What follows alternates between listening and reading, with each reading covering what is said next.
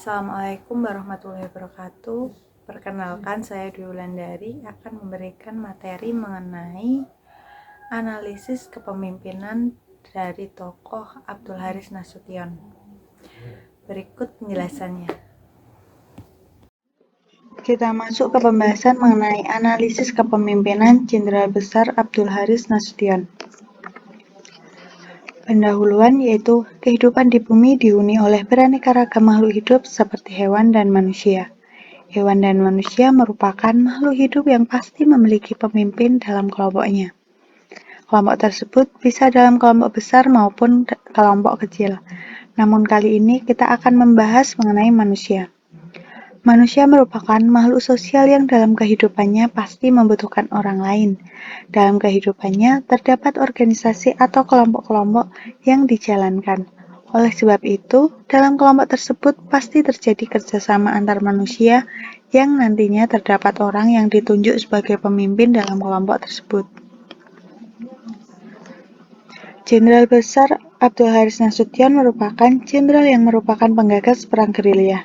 Pemilihan Jenderal Besar Abdul Haris Nasution sendiri karena beliau merupakan penggagas perang gerilya.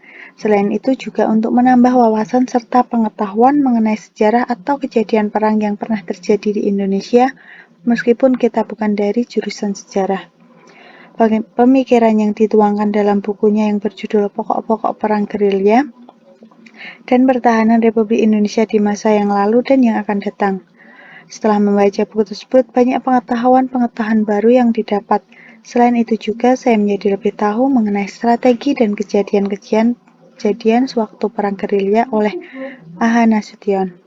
Sehingga pemilihan pemimpin ini saya rasa akan sangat bermanfaat bagi saya maupun bagi pembaca, karena juga dapat menambah rasa cinta tanah air, sebab telah mengetahui bagaimana perjuangan prajurit-prajurit berperang melawan penjajah hingga kita dapat menikmati kemerdekaan saat ini. Selanjutnya kita masuk ke bagian pembahasan. Kualifikasi pemimpin. Kualifikasi merupakan suatu tes, latihan, ijazah, dan lain-lain yang dibutuhkan seseorang untuk memenuhi persyaratan menurut Alim tahun 2020. Dalam KBBI, kualifikasi diartikan sebagai pendidikan khusus untuk memperoleh suatu keahlian. Jadi, kualifikasi merupakan pendidikan, pengalaman, serta latihan yang digunakan untuk memenuhi persyaratan guna memperoleh suatu keahlian. Pendidikan yang dimaksud yaitu pendidikan formal dan telah diakui.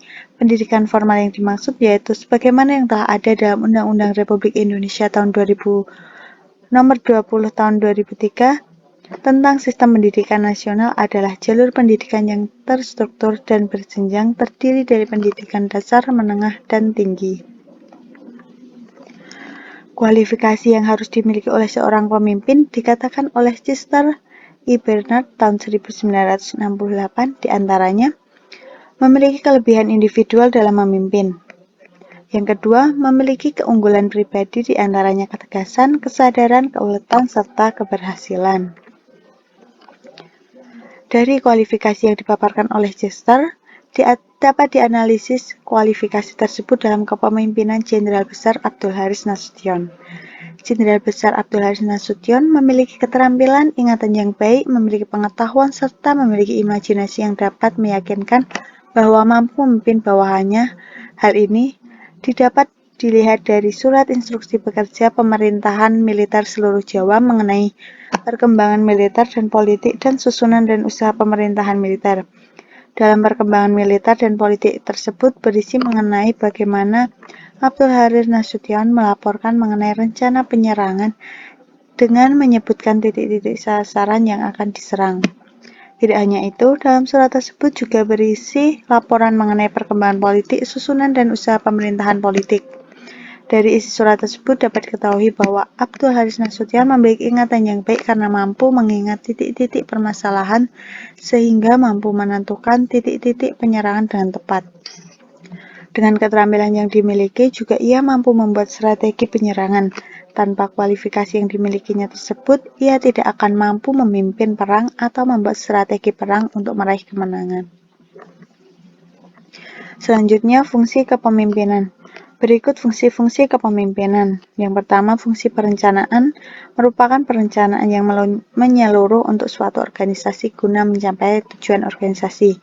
Yang kedua, fungsi memandang ke depan, yaitu selalu memandang ke depan untuk selalu waspada akan kemungkinan yang terjadi. Fungsi ketiga, fungsi pengembangan loyalitas. Pengembangan kesetiaan bagi pengikut maupun pemimpin tingkat rendah dan menengah dalam organisasi untuk mencapai kesetiaan. Selanjutnya, fungsi pengawasan merupakan fungsi yang meneliti kemampuan dalam melaksanakan rencana. Yang terakhir, fungsi pengambilan keputusan. Pengambilan keputusan tidak mudah dilakukan, oleh karena itu banyak pemimpin yang kurang berani dalam mengambil keputusan. Fungsi perencanaan yang dilakukan oleh Abdul Haris Nasution yaitu dengan ia yakin bahwa Irian Barat akan dimenangkan Indonesia dari Belanda dengan cara politik, militer, maupun diplomasi. Oleh karena itu, ia memiliki pandangan bahwa pertempuran dapat dimenangkan melalui politik dan militer.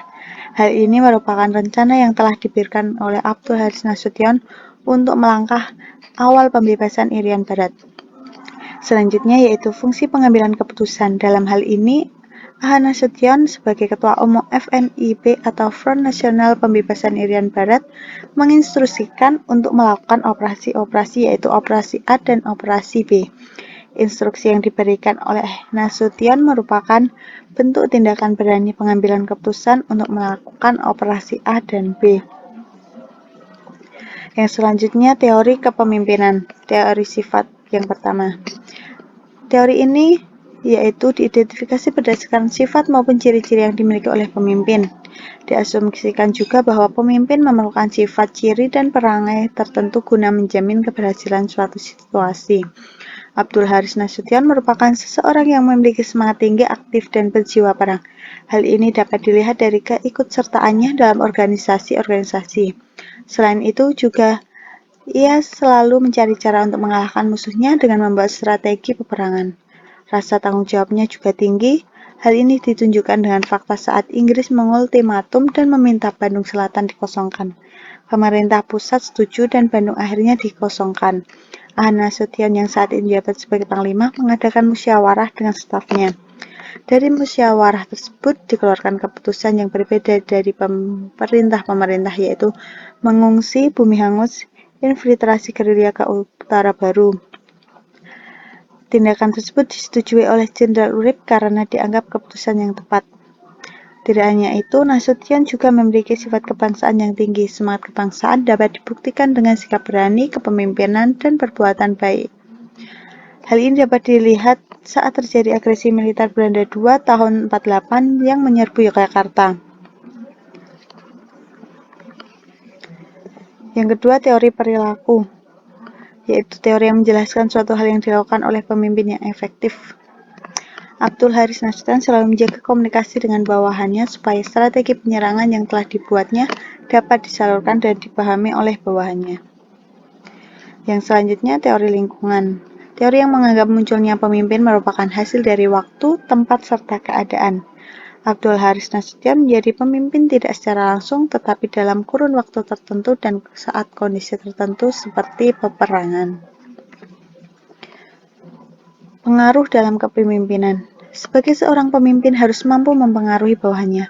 Hal ini yang dilakukan juga oleh Nasution. Ia merupakan konseptor dari perang gerilya. Proses mempengaruhi terdapat 3 proses menurut Kelman tahun 1958, yaitu kepatuhan instrumen, internalisasi, dan identifikasi personal. Dari hal tersebut, Nasution mampu membuat pengikutnya untuk mengikutinya menerapkan perang gerilya. Dengan begitu, dapat diketahui bahwa pengikutnya percaya dengan strategi yang diterapkan oleh Nasution.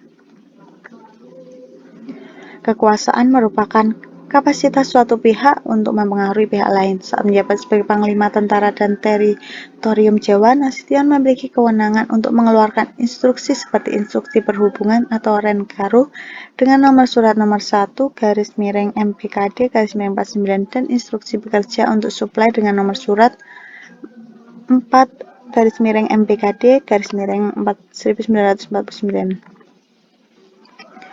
Gaya kepemimpinan.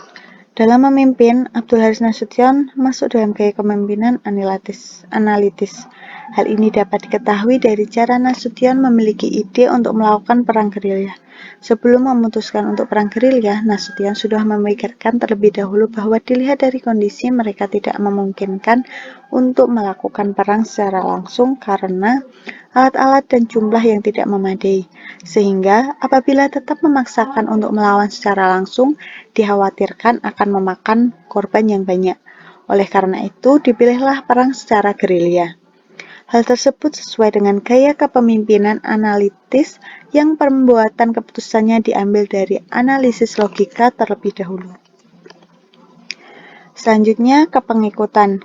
Kepengikutan merupakan interaksi yang terjadi dalam hubungan antara pemimpin dengan pengikut dalam proses kepemimpinan.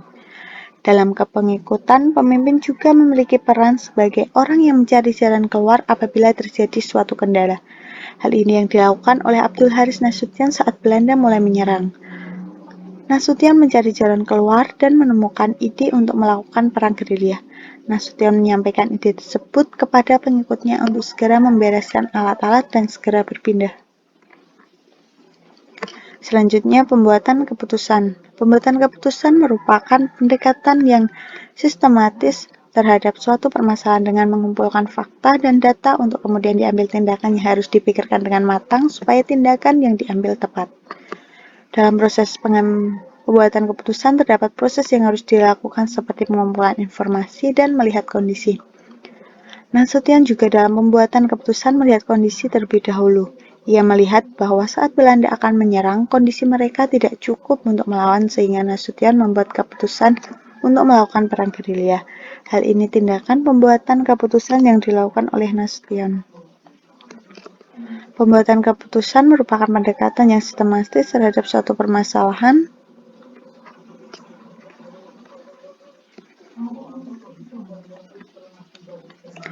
yang terakhir yaitu kesimpulan dari kualifikasi yang dipaparkan oleh Chester E. Bernard tahun 1968 dapat dianalisis kualifikasi tersebut dalam kepemimpinan Jenderal Besar Abdul Haris Nasution. Nasution memiliki keterampilan, ingatan yang baik, memiliki pengetahuan, serta memiliki imajinasi yang dapat meyakinkan bahwa mampu memimpin bawahannya. Hal ini didapat dari surat instruksi bekerja pemerintahan militer seluruh Jawa mengenai perkembangan militer dan politik dan susunan dan usaha pemerintahan militer. Dalam perkembangan militer dan politik tersebut berisi mengenai bagaimana Nasution melaporkan mengenai rencana penyerangan dan menyebutkan titik-titik sasaran yang akan diserang. Dari surat tersebut dapat diketahui bahwa Nasution memiliki ingatan yang baik karena mampu mengingat titik-titik permasalahan sehingga mampu menentukan titik penyerangan. Fungsi perencanaan yang dilakukan Nasution yaitu ia yakin bahwa Irian Barat akan dimenangkan Indonesia dari Belanda dengan cara politik, militer, maupun diplomasi. Instruksi yang diberikan oleh Nasution merupakan bentuk tindakan berani pengambilan keputusan untuk melakukan operasi A dan B. Nasution berpendapat bahwa penyerbuan Belanda tidak mungkin dapat ditahan karena kita hanya dapat menghambat dengan gangguan dan Nasution segera mengungsikan pasukan, alat, serta rakyat ke kantong pedalaman. Hal tersebut merupakan bentuk tanggung jawab Nasution sebagai panglima tentara. Nasution selalu menjaga komunikasi dengan bawahannya supaya strategi penyerangan yang telah dibuatnya dapat disalurkan dan dipahami bawahannya.